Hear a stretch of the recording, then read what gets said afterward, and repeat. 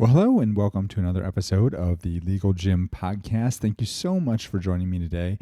Today we're going to be talking about the exact time frame it takes to get a trademark registered. In other words, we're going to talk about how long it really takes to register your trademark. So for the show notes for today's episode, which will include all of the links and resources and timelines and everything that we're going to be discussing today, make sure to head on over to hawthornelaw.net/26. Again, that's hawthornelaw.net and then the number 26. All right, now let's dive in. Before we get into the amazing content for today's episode, I wanted to let you know about a new training that I'm working on. I'm going to be teaching my 4R framework to get your trademarks registered quickly and easily. In addition, I'll be sharing the top 3 mistakes that I see online entrepreneurs make that can sabotage their brand and even force them into bankruptcy. So if you want to sleep better at night knowing that your brand is protected, you definitely don't want to miss this training. Just head on over to hawthornelaw.net/trademark to get notified when the training is live. One more time, that's hawthornelaw.net/trademark. And don't forget, everyone who attends this training is going to get a free gift. So if you're an entrepreneur who is building a brand online, this is one training you don't want to miss.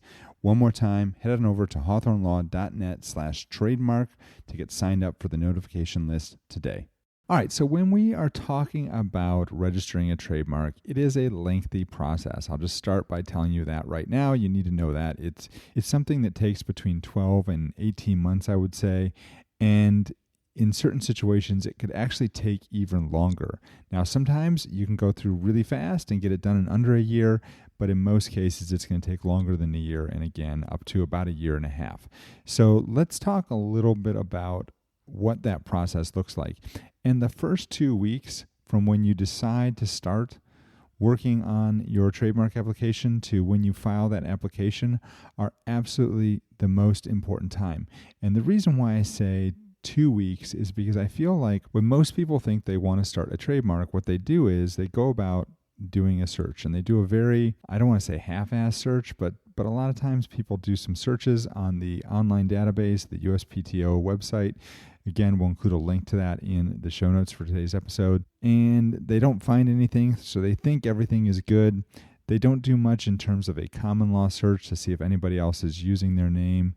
They don't look a whole lot of other places. They just kind of do that exact match knockout search with the USPTO, if they do anything at all. That's better than nothing, for sure. But what we're really talking about here when we're talking about a search is you want to do a comprehensive search. So you want to be looking for names that are exact match names. We want to be looking for near exact match names. We want to be looking for derivatives in terms of how your name is spelled versus other names that sound similar but might be spelled a little bit differently.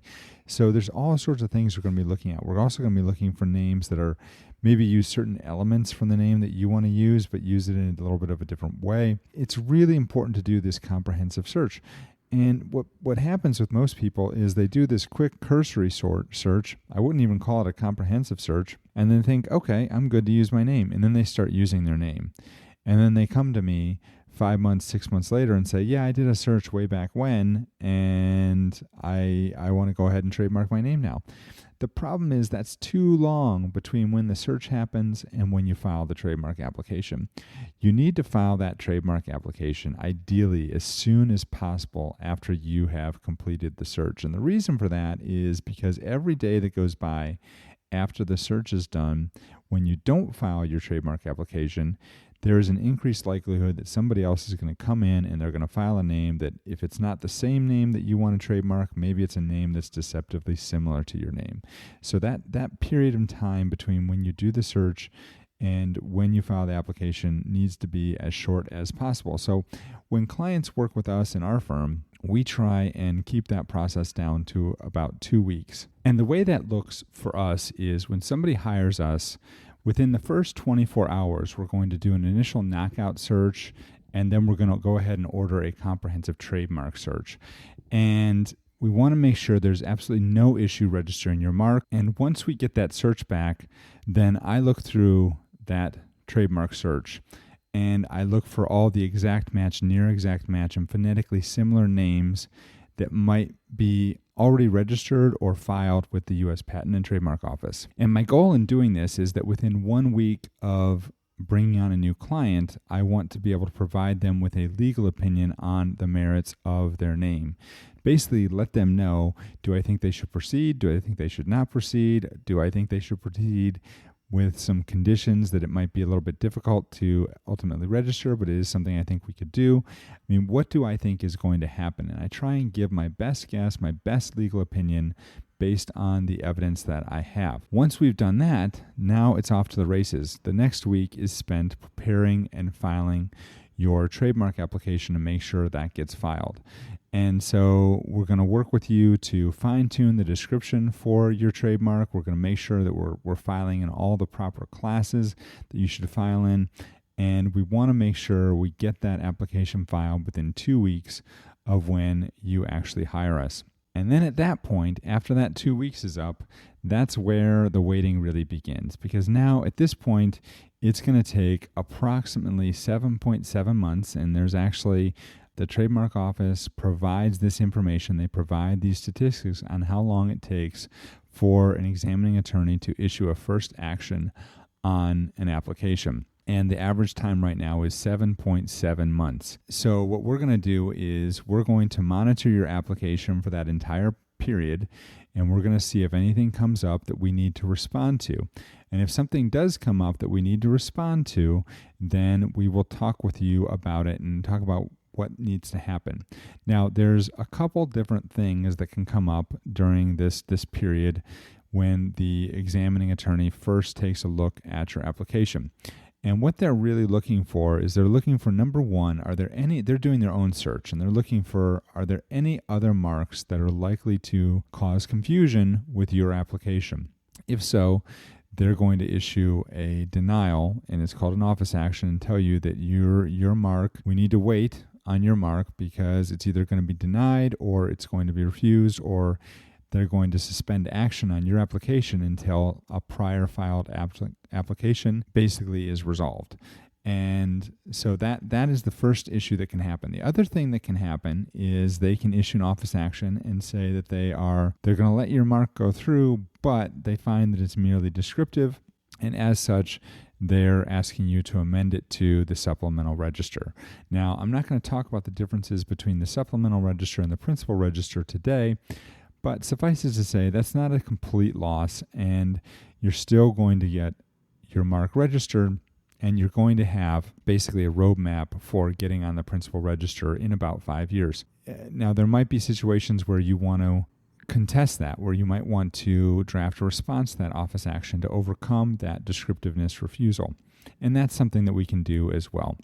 But once we get through that process, and I might add, there are also what might be called non-substantive office actions. And a non-substantive office action is basically any other minor issue with your application. So maybe there's something with the description that they want us to fix.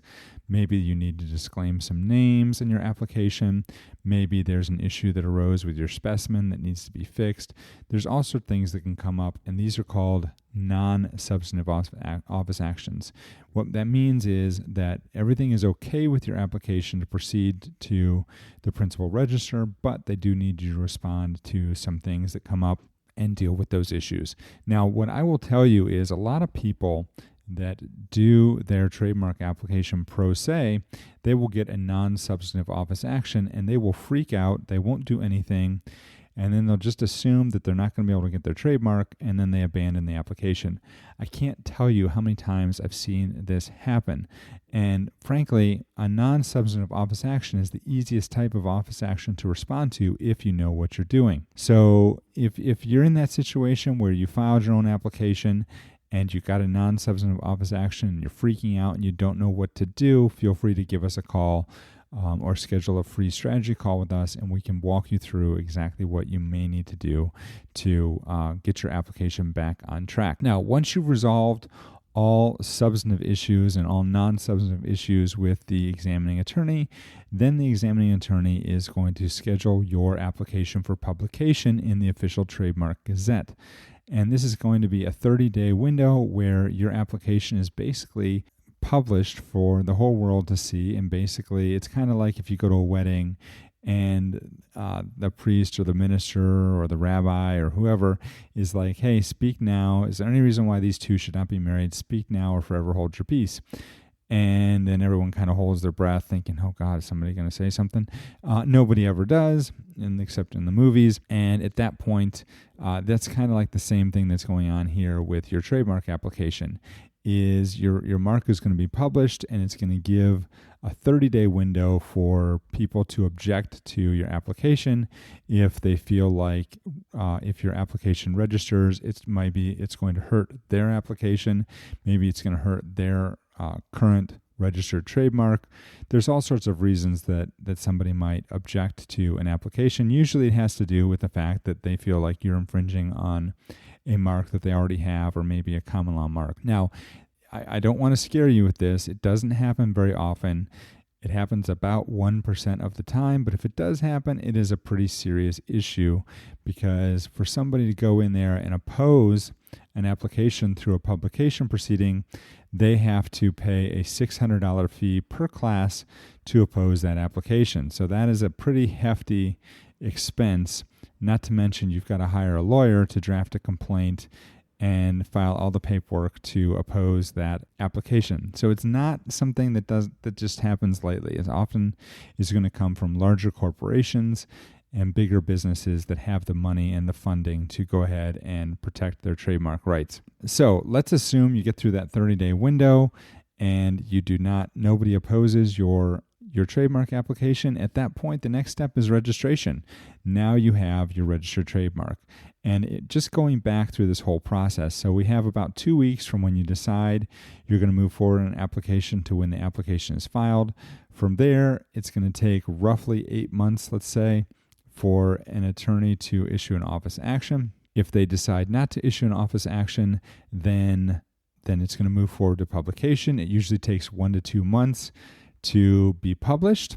And so now we're at roughly, let's say 9 to 10 months after the application has been filed.